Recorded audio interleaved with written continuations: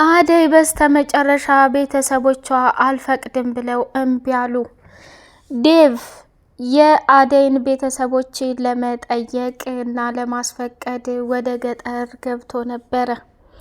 አባቷም ደግሞ አንተ ውርጋጥ፣ የኔ ልጅ እኮ አደይ የባለ አባትና የባለ ሀብት ልጅ ነው የምታገባው። በፍጹም ላንተ ሙቼ ነው ቁሜ፣ እኔ በጭራሽ ልፈቅድልህ አልችልም ብሎ ሲናገር ዴቭም ራሱን ተቆጣጠረና ፈገግ ብሎ እንዴ ያደይ አባት፣ እኔ እኮ ልጅህን ላባልግልህ አላልኩም፣ በክብር ላግባት እያልኩ እየጠየቅኩህ ነው። እናቲቱም ደግሞ የኔ ልጅ አንተ በጣም ጥሩና መልካም ልጅ ነህ። የዛኔ ፍቅር አሰሪዎቿ አደይ ልጄን አባረውብኝ እያለቀሰኝ ስትመጣ ከኋላ የተከተልካት አንተ ነህ። ለአደይ ብዙ መስዋዕትና ክብር ከፍለህላታል። እኔም ልጄን ብታገባት በደስታ ክብር እንጂ የሚሰማኝ ምንም አይደለም። እንደውም የባለ አባትና የባለ ሀብት የሚባለው ልጅ አባቷን የሚያክል እኩያ ነው። ያለ እኩያዋ አግብታ ከምትሰቃይብኝ የምትወደውንና የምታፈቅረውን አግብታ ማየት በጣም ደስ ይለኛል ብሎ ተናገረ። ከዛ ተናገረች ብርሃኔም ቢሆን አደይ በጣም ጥሩ ልጅ እንደመሆኗ በጣም ጥሩ ልጅ ደግሞ ዴቭን አግኝታ ነበር። አባዬ አንተ ብትፈቅድ ምን ችግር አለው? መቼስ ሴት ልጅ ናት። አሁንም ስላከበሩህና ስለወደዱህ አንተን ለመጠየቅ መጡ እንጂ እንደ ማንኛውም ልጅ እኮ አግብታ መኖር ትችላለች ብላ ስትመልስ፣ አንቺ ባለጌ ስድ፣ ማናባሽ አሳድጎሽ ነው እንደዛ የምታደርጊው? የኔ አደይ ልጅ ዲቃላ ወልዳ ብትመጣ እምቀበላት ይመስልሻል እንዴ? አሁንም ለክብሬ ስልትቸው እንጂ አዲስ አበባ እኮ ርቆኝ አይደለም። ህጅ የገባችበት ገብቼ ማንቁርቷን ይዤ ማምጣት አላቃተኝም። ግን ይሁን ብዬ ሞራኗን ላለመጋፋት ነው እንደዛ እምቢ ብላ ስትሄድ ሁሉንም የቻልኩት። አሁንማ እኔ የአደይ አባት አይደለሁም። ገባችበት ገብቼ ማንቁርቷን ይዤ ወዳ ሳይሆን በግዷ ባለ ሀብቱን እንድታገባ አደርጋታለሁ። እኔም ያልፈልኛል፣ እናንተም ከዚህ ከበሰበሰ ቤት ወጥታችሁ ደህና ህይወትን ትኖራላችሁ እያለ አለ። ስነ ስርዓት ልጄ አደይ የማትፈልገውን ህይወት ገብታ እንድታለቅስም አልፈልግም። ምርጫዋ ከሆነ እኔ በእናትነት ፈቅጃለሁ ብላ ደመደመች። ሆ ዳይመንድም ተነሳና የአደይ አባት ሁሌ ጊዜ ልከኛና ጉልበተኛ መሆን ደስ ይላል ወይ? አደይ እኮ ስለምትወድህና ስለምታከብርህ ነው አባዬና እማዬ ሳይፈቅዱ አንተን አላገባም ብላ ዴቭን በክብር መጥቶ እንዲለምናችሁ የተደረገው ብላ አለች። ሰላም ሰላም ሰላም! ውድ የተከበራችሁ የሌላ ኤንድ የመሐመድ ቤተሰቦች ቻናሉን ላይክ፣ ሰብስክራይብ እያደረጋችሁ አበረታቱን ማለት ነው። አደይ በስተመጨረሻ ምን አጋጠማት? ለቅሶና ስቃይ አጋጠማት። አደይ ዴቭን ልታገባ እንግዲህ ጎንበስ ቀና እያለች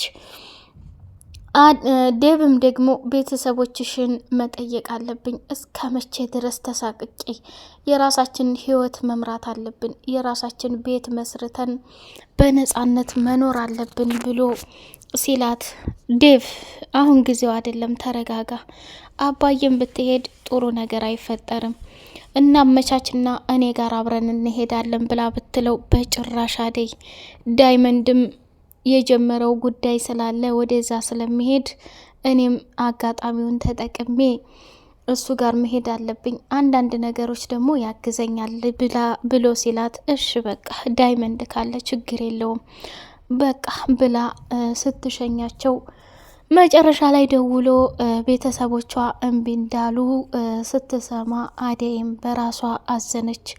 ለሊም ካጠገቧ ሁና ተረጋጊ አደይ፣ አንድ ነገር እኮ ግብ ለማስገባት ብዙ ዋጋና መስዋዕትነት አለው። እናትና አባትሽ ደግሞ በሆነ አጋጣሚ ዳይመንድም ሆነ ዴቭም ሊያስረዳቸው ይችላል። አንቺ የዛሬን እንጂ ስለ ነገው የምታውቂው ነገር የለም።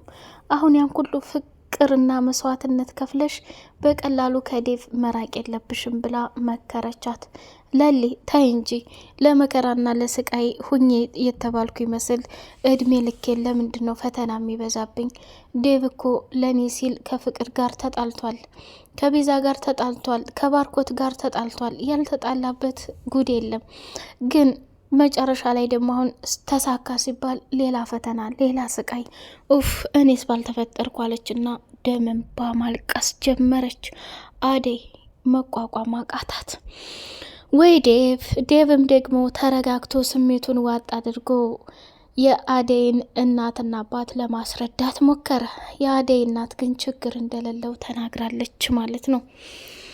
ወደ ፍቅር ስንመጣ ፍቅር ተንኮለኛይቱ የማያልቅባት ጉደኛ ከአሹ ጋር ከባድ ጦርነት ገጠመች። እሱ ምንድን ነው? እናቴ ከምትሰጥህ ገንዘብ በላይ እጥፍ ድርብ እኔ ልክፈልህ እና አደይ የምትኖርበትን የቤተሰቦቿን ቤት ገጠር እንድትወስደኝ ይፈልጋለሁ ብላ ለመነችው። አሹም ደግሞ አንቺ ወራዳ ክብረ ቢስ፣ እኔ አደይን አሳልፌ በገንዘብ የምሰጥ ይመስልሻል እንዴ? እዛ ሄደሽ እናትና አባቷ ጋር ጦርነት ልትፈጥሪ ነው አይደል? አደይ እንዲህ ናት ብለሽ ልትይ የዴቭና የአደይን ፍቅር ልታበላሽባቸው ነው አይደል?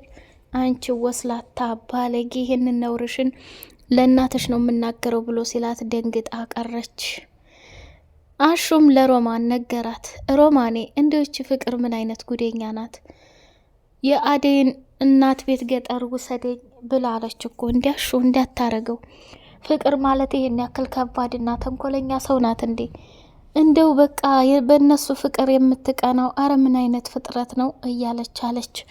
አሹም ደግሞ ሮማኔ ራስሽን ጠብቂ፣ እኔ ምልህ አሹ በተደጋጋሚ እኔን ትጠራኛለህ፣ የሆነ ነገር ልንገርሽ ብለህ ትለኛለህ፣ እመጣለሁ። አንተ ግን ወይ ጠሩኝ ትላለህ ወይ በር ተቆረቆረ ትላለህ። መናገር የፈለገውን ፊት ለፊት አይኔን እያየህ ተናገር አለችው። አረ ምንም የለም ብሎ ሸመጠጠ። ሩታ እውጭ ቆይታ ነበርና ከዳይመንድ ጋራ ወደ ገጠር እንደምትሄድ ስትነግረው ተይ ሻሪካ ተይ፣ እንደምታስቢው አይደለም ገጠር ሽንት ቤት የለ፣ እንደፈለግሽ መብላት መጠጣት የለም፣ ስቃይ ነው። ችግር የለውም፣ እኔ የምፈልገው ለቪዲዮ ነው። አደይና ሮማኔ በጣም ደስ የሚል ሀገር እያለ ሲሉ ሰምቻለሁ አለች። እንግዲያው ሲመችሽ ሂጂና አስፈቅጄ ፍቅርን እናት ብሎ አለ። ለዴቭም ስትነግረው ዴቭ በጣም ደስ አለውና ሩታ ሂጂና እታለምን አስፈቅጂ፣ በእኔ በኩል ምንም ችግር የለውም ብሎ አለ። አደይም እንግዲህ ከዴቭ ጋር ተሰናበተች። ቅናህ በሰላም ደርሰና ቶሎ እቅድና ሀሳባችንም ይሳካ ይሆናል እያለች በደስታ ተሞላይ። በመጨረሻ ሌላውና የሚገርመው ነገር እንግዲህ ፍቅር ምኑም ነገር ሳይሳካላት ትምህርቷንም አቋርጣ አልማርም፣ ጥሩ ሙድ አይደለሁም እያለች ትገኛለች። ሌላውና ትልቁ አሳሳቢ ነገር ቤዛ የምትባል ከባድ ሴትዮ ከፍቅር እናቴ ገንዘብ ብድር ጠየቀች። እሱንም ሰርቼ ከፍልልሻለሁ እናቴ ሆስፒታል ናት ያለችው ብላ ስትል ቤዛ እስኪ እናትሽ ያሉበትን ሁኔታ ሆስፒታሉ ሰጂኝና ማየት ፈልጋለሁ ብላ ስትላት ቤዛ ደነገጠች። ፍቅርም ደግሞ እማዬ የቤዛን ተንኮል መረዳት አለብሽ፣ ቤዛ ውሸቷን ነው፣ ባለፈው እኔ ያረፍኩበት ቤት የራሷ ነው፣ ላንቺ ግን ያሰሪዎቼ ቤት ነው ብላ ነው ያለችሽ። እባክሽ እማዬ ንቂ፣ አንቺን የምልሽን አንድም ቀን ሰምተሽ አታቂም፣ የምትሰሚው ቤዛና አደይንና ሮማንን ነው ብላ አለች። ፍቅር ዝም በይ አይመለከትሽም፣ ቤዛ አቷሽም ብላ ጭራሽ የፍቅር እናት ለቤዛ አገዘችላት። ይገርማል፣ ይደንቃል። ወደ ለሊና ባቡሬ ስንመጣ ፍቅር ገብቶላቸው አለመግባባት ተፈጥሮ ለሊ እያወራ ያለው ዴቭ እንዳጋጣሚ መጥቶ ነበርና ለሊ ላማክርሽ ነው፣ ወደ አደይ እናትና አባት ቤተሰቦች ጋር ልሄድ ነው፣ ገጠር ልሄድ ነው፣ የምትይኝ ሀሳብ ካለ ልቀበልሽ እፈልጋለሁ እና ብሎ ሲላት ዴቭን እዛ ቁጭ አድርገው ባቡሬና ለሊ መተነኳኮል ጀመሩ። ለሊም ሌላ ስሜት ተሰምቷት የፈለገችውን ሁሉ ባቡሬ ላይ አወረደችበት። ባቡሬም ደነገጠና ለልዬ ምን ሆነሻል? እየተቆጣሽ እኮ ነው፣ ስሜታዊ አትሁኚ። አንዲት ቆንጆ ልጅ ነበረች እሷን ላገባ ምናምን እያለ ስለ ፍቅር ሲያወራ በጣም ተቃጠለችና በግልባጩ እሷ መሆኑን ገብቷታልና ባቡሬ እኔ እናንተ ከወንድምና ከእህት የዘለለ ምንም ነገር እንዲኖረንም ይኖራልን ብዬ በፍጹም አላስብም። አንተ ግን ሰሞኑን ሁኔታህን ሳየው ትክክል አይደለም። ስለዚህ ምንድን ነው እያልክ ያለው? እኔ እናንተ ይህን ያክል ከበቃን ዛሬውኑ ከቤቴ እንድትወጣ ፈልጋለሁ ብላ ስትለው በጣም ደነገጠ። ጭራሽ እኔ አንተን በፍጹም ይህን ያክል አልጠብቅህም፣ በዚህ ደረጃ ተወርዳለህ ብዬ አልልም ብላ ጦሽ አለችበት። ዴቭም በቃ እናንተ ተነጋገሩ፣ እኔም አደይን ላገኛት በሰላም እንገናኝ ብሎ ለሊን ተሰናበተ። ለሊ እና ባቡሬ ወደ ጀመሩት ጉዳይ ላይ ምንድን ነው ለሊ ሆንሹ? እናውራ ስለኔና ስላንቺ ብሎ ሲላት ምንድን ነው የምታወራው ስለኔና ስላንተ? እኔ እናንተ እኮ የሚወራ ታሪክ የለንም። በአጋጣሚ ተገናኘን፣ ብቸኛ በሆንኩ ሰዓት ከጎን የሆነህ ብዙ ችግሮችን እንዳልፍ ረድተኸኛል። እኔ የምፈልገው ወንድምነት ነው፣ የሌለ ነገር አታውራ ብላለችው። ለሊ ምን ሆነሻል? ዛሬ እየተቆጣሽ ነው፣ ስሜትሽም ትክክል አይደለም። መጀመሪያ አንቺ ተረጋጊ። እኔ ሁሉን የሚያወራሁት ለቀልድ ነው አለና በይ ከቤትሽ እወጣልሻለሁ አለና ሳማ አድርጓት ሄደ። አደይም ከዴቭ ጋር ተለያይተው ወደ ቤት ስትመለስ ባቡሬን አገኘችውና በጣም ልቡ ተሰብሮ አዝኖ ተቀምጦ አየችው። እንዴ ባቡሬ ምን ሆነህ ነው? ለሊን ትተሃት እንዴት እዚህ ትሆናለህ? ብላ ስትቆጣው አደይ እኔ ዛሬ ለሊ ምን እንደሆነች አላቅም፣ በቃ ቁጣ ብሏታል። ተቆጥታ እኮ ነው ከቤት ይውጣልኝ አለችው። እኔም እሷን ለማረጋጋት ሞከርኩ፣ እንደ ቀልድ ወሬ እያወራን ነበርና ያንን ወደ ቁም ነገር ወስደው በጣም ስትናደድ ስሜቷን አረብሽም ብዬ ወጣሁኝ እና እንዴ ለሊን ያለ ምክንያት እንደዚህ ሳትላት ልትቀየምና ልትቆጣ አትችልም ብላ ስትል አደይ ድሮም አንቺ ለለሊ ጓደኛሽ እንደምታግዥ አውቃለሁ፣ ግን እውነታው ይሄ ነው። በጣም አበሳጭታኛለች። አሁን እንዲያማት ቀጥ ብለሽ ወደ ለሊ ሂጂ አላት። ሽባቡሬ በቃ አንተም ተረጋጋና ናቶሎ፣ በዚህ ስሜት ደግሞ ለሊን እንድትቆጣት አልፈልግም ብላለችው። ባቡሬም እሻለና ሊዱ እንዳጋጣሚ መታ ከሊዱ ጋር እያወሩ ሆነ ቦታ ተከትለው ሄደች።